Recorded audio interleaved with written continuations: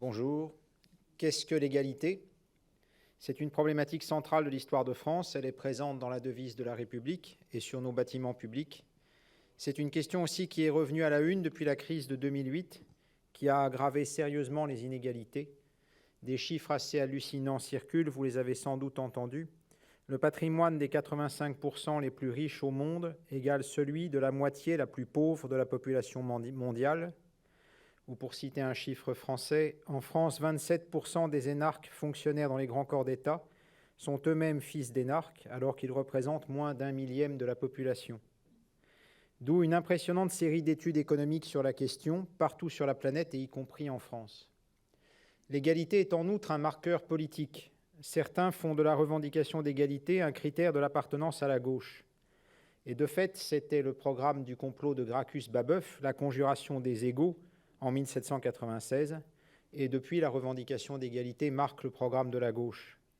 En 2010, en vue des élections de 2012, le Conseil national du PS a adopté une convention nommée « Égalité réelle ».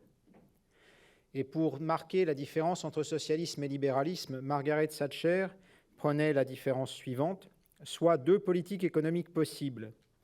La première enrichit notablement tout le monde, mais aggrave les inégalités. La seconde enrichit beaucoup moins tout le monde, mais réduit les inégalités. Le libéral préférera enrichir tout le monde et le payer d'inégalités plus grandes. Le socialiste préférera réduire les inégalités, même si cela enrichit moins. En particulier, il est faux que le libéralisme se désintéresse de la grande pauvreté. RMI et RSA ont été créés par des gouvernements du centre, voire nettement à droite.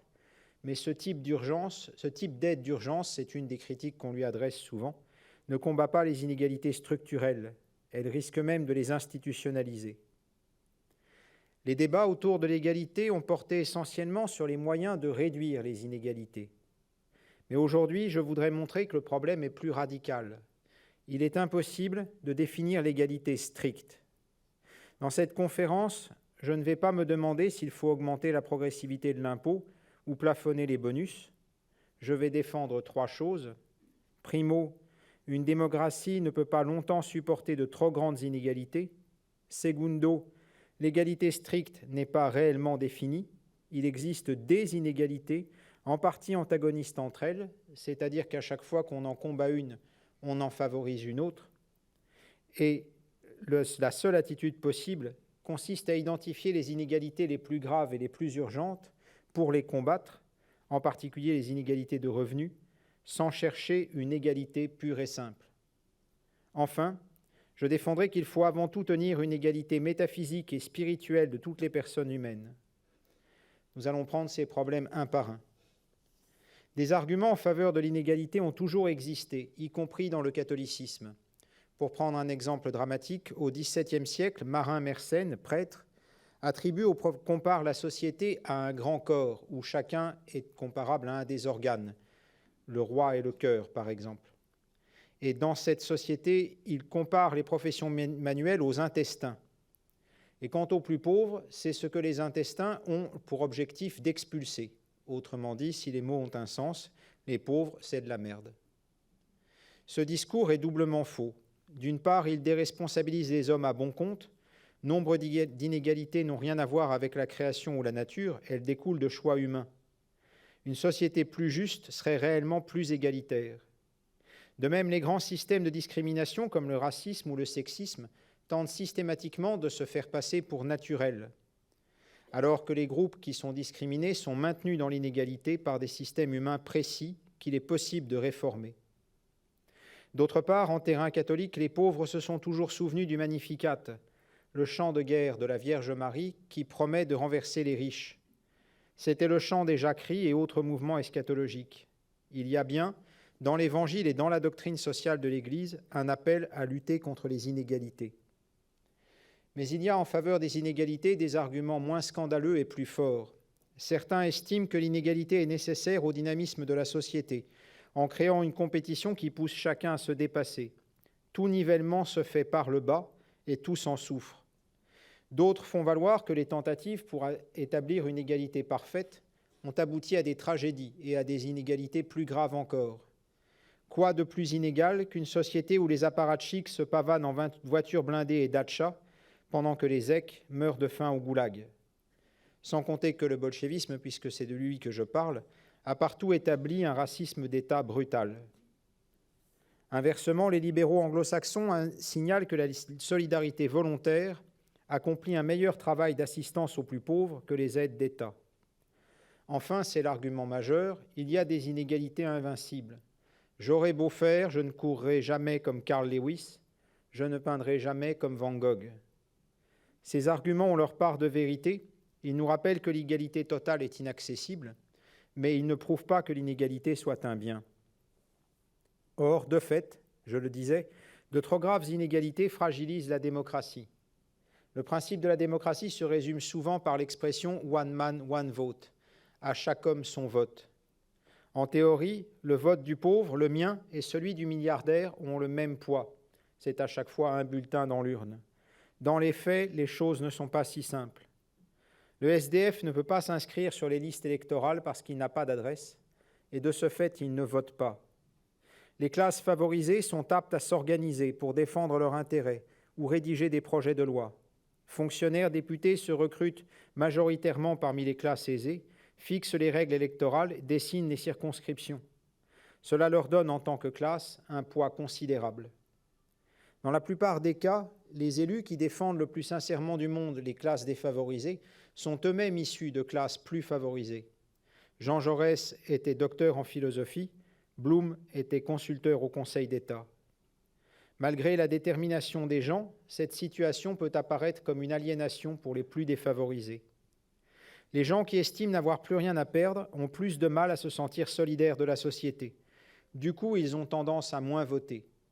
La France l'a vécu tragiquement en 1852, lors du coup d'État de Louis-Napoléon Bonaparte, lorsqu'une poignée de députés, autour de Victor Hugo, a tenté de soulever les prolétaires des faubourgs contre ce coup d'État.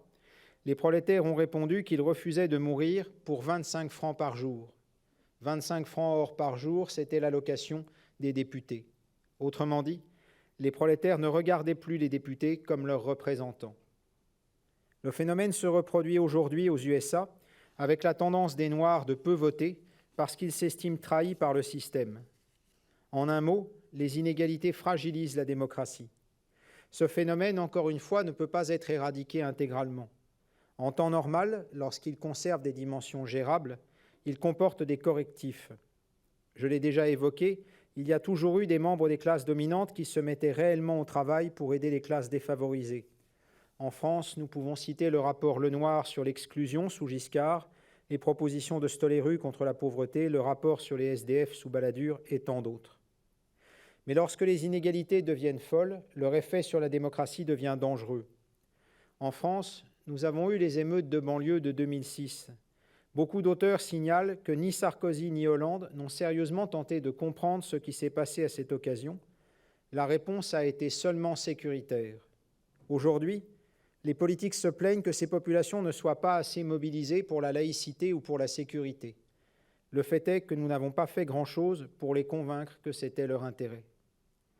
Bref, l'égalité parfaite est inaccessible, mais il ne faut pas renoncer à lutter contre les inégalités les plus graves parce qu'elles menacent la paix et la démocratie. Et c'est là que nous rencontrons l'autre problème, le plus radical, à savoir que l'égalité pure et simple ne peut pas être définie. Là aussi, les arguments sont nombreux et complexes. Je vais me contenter de montrer les contradictions du problème sur deux cas, l'égalité de revenus et l'égalité des droits. Amartya Sen, prix Nobel d'économie, a démontré combien l'égalité de revenus est un critère abstrait. Le revenu a l'avantage d'être facile à objectiver par des chiffres fiables. C'est donc un indicateur précieux pour les pouvoirs publics parce qu'il permet de désigner vite et bien des inégalités graves et des moyens de lutter contre. Mais cela n'est valable qu'à gros grains. Dès qu'on entre dans les détails, il est quasiment impossible de chiffrer le niveau de vie réel des individus. Montrons-le par quelques exemples concrets. Comparons un handicapé en fauteuil électrique et moi. Pour que l'handicapé mène la même vie que moi, il lui faut des revenus nettement supérieurs aux miens. Il faut que son appartement, son matériel informatique, sa voiture soient adaptés à son cas.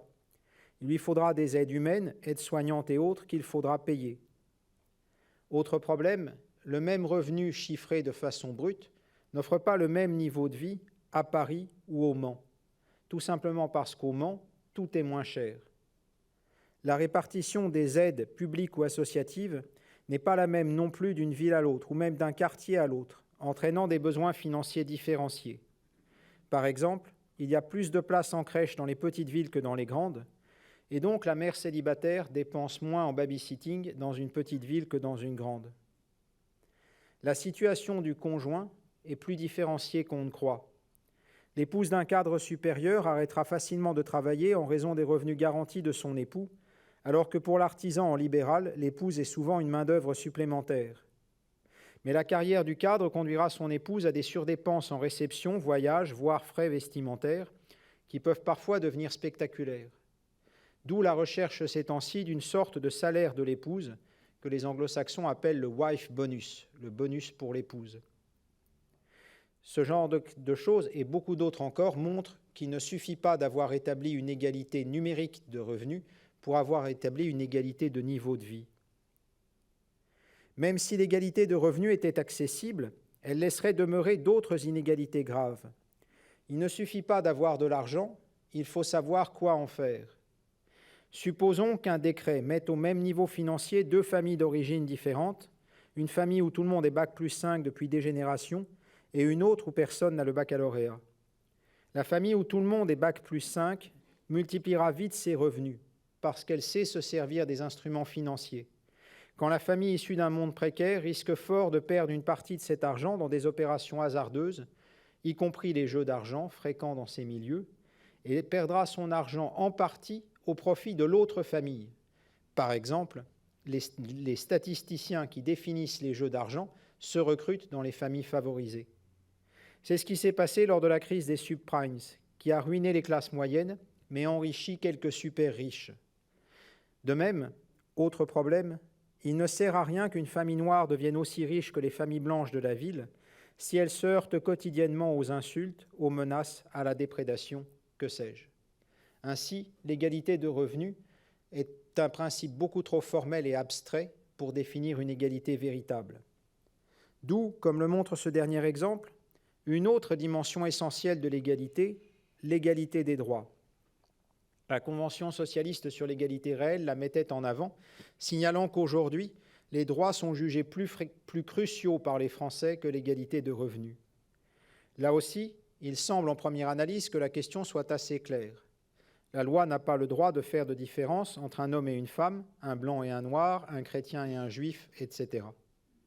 Le XXe siècle a vu un certain nombre de victoires essentielles dans ce domaine. Songeons à la fin de l'apartheid en Afrique du Sud, à nos frères catholiques en Ulster, aux marches de droits civiques aux USA. Mais là aussi, l'égalité devient impossible à définir au-delà d'un certain niveau de généralité. Citons quelques difficultés. Il ne sert à rien d'avoir un droit si on n'est pas capable de s'en servir. C'est bien beau de déclarer que tout citoyen a le droit de passer le permis de conduire, et c'est certainement indispensable, mais vu le prix des formations et plus encore des voitures, cette égalité de droit est relativement formelle. Aujourd'hui apparaît en Europe un digital gap, une fracture digitale. Une fraction sans cesse croissante de nos activités essentielles a lieu sur Internet.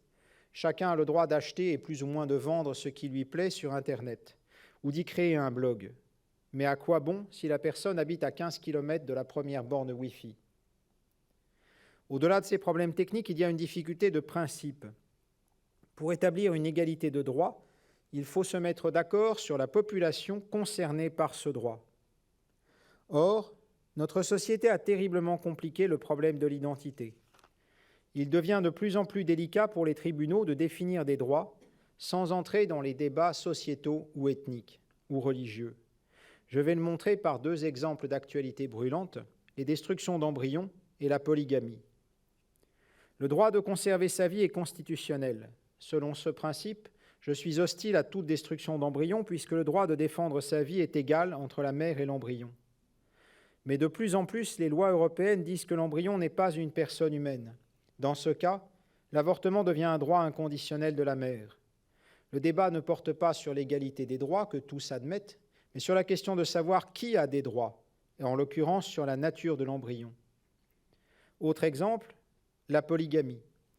La loi française, au nom de l'égalité, condamne la polygamie, et j'approuve ce principe. Mais certaines femmes, surtout d'Afrique noire, réclament le droit à la polygamie au nom de l'égalité des cultures, de même qu'une Française de souche a le droit de vivre selon sa culture en étant monogame. De même, une femme africaine devrait avoir le droit, selon elle, de vivre selon sa culture en vivant dans une famille polygame.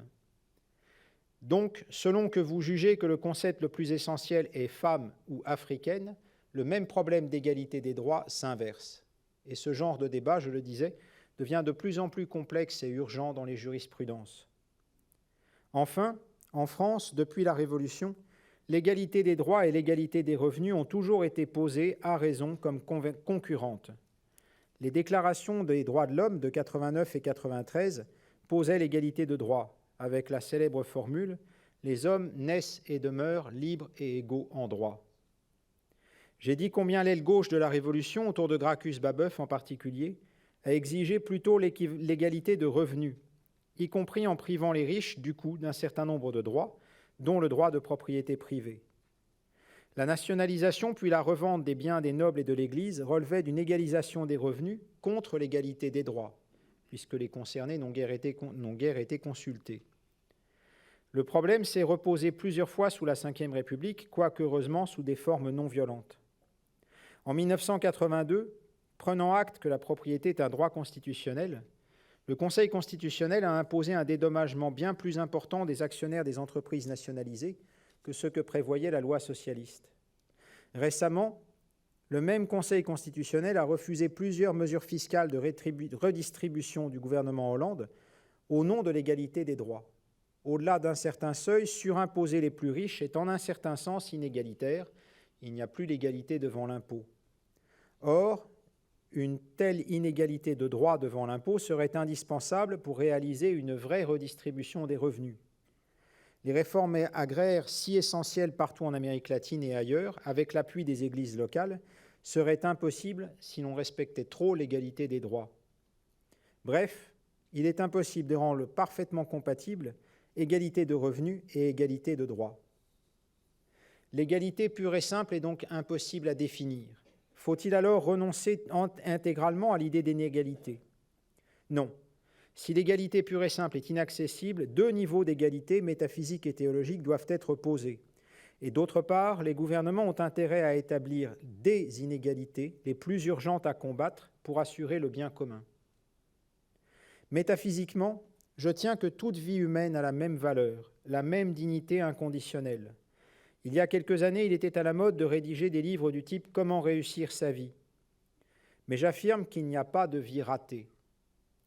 La vie de l'embryon non désiré, de l'handicapé profond, de l'immigrant sans papier, du transsexuel prostitué du bois de Boulogne, du mourant comateux, ont exactement la même valeur que la mienne. Notre époque le nie activement avec l'IVG et l'euthanasie qui réapparaît dans les réclamations de plusieurs des candidats. En particulier, et c'est la définition de l'égalité que donnait Jean-Paul Sartre, nos émotions ont toutes la même valeur. La souffrance d'un riche, c'est la souffrance d'un pauvre. La joie d'un blanc, c'est la joie d'un noir. La sensibilité d'un handicapé vaut celle d'un docteur en philosophie. On m'objectera qu'une égalité définie de manière aussi large et vague ne change pas grand-chose à la vie quotidienne des personnes nommées et n'ouvre pas à des politiques précises. C'est exact. Mais néanmoins, cette égalité a un rôle symbolique majeur. Si elle est niée, plus personne ne se motivera à combattre les autres inégalités. C'est la pierre de fondation. Pour nous croyants, cette égalité peut se redire autrement. Jésus est mort pour chacun. Jésus est mort pour les paraplégiques autant que pour les people, pour Judas autant que pour la Vierge Marie. Il est mort pour les musulmans autant que pour Charles de Foucault. Cette égalité, inscrite dans la nature humaine, est un fait, non un droit. Mais elle impose aux sociétés de l'inscrire autant que faire se peut dans les institutions. Poser ainsi l'égalité oblige à se motiver à combattre les inégalités les plus graves et les plus dangereuses. Si l'égalité pure et simple est hors de portée, il faut définir des inégalités urgentes à combattre. De ce point de vue, même s'ils sont insuffisants et trop vagues, Les indicateurs de revenus demeurent précieux parce qu'ils permettent de combattre des inégalités criantes par des moyens concrets. Le G8 a de gros efforts à faire pour inverser la tendance actuelle en ce domaine. En France, je citerai 2 autres inégalités qui me semblent terribles, l'inégalité homme-femme d'une part et l'inégalité de sécurité d'autre part. Les femmes, et en particulier les mères, souffrent encore d'inégalités de revenus, de carrière intolérables. Les moyens de les combattre sont connus. Il faut imposer un congé paternel, mieux équiper le pays en crèche, spécialement les grandes villes, rationaliser les critères d'attribution de places en crèche, davantage associer les pères à l'éducation précoce de leurs enfants, etc.